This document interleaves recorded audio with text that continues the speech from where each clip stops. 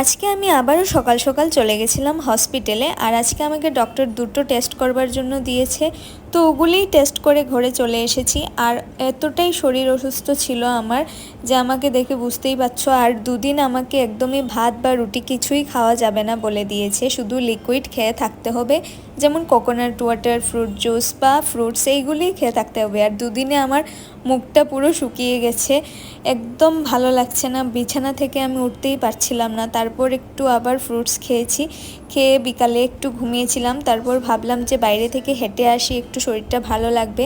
আর বাইরে বেরিয়ে একটা কিউট মোমেন্টস চোখে পড়লো, ওটাও ক্যাপচার করলাম। অ্যাকচুয়ালি সারাদিন শুয়ে বসে থাকতে আরও কিন্তু শরীরটা খারাপ হয়ে যায়, তাই বাইরে একটু বেরিয়েছি।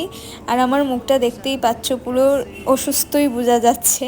তাই জন্য ভাবলাম যে আজকে একটু পার্লারে যাব, গিয়ে থ্রেডিংটা করে আসব।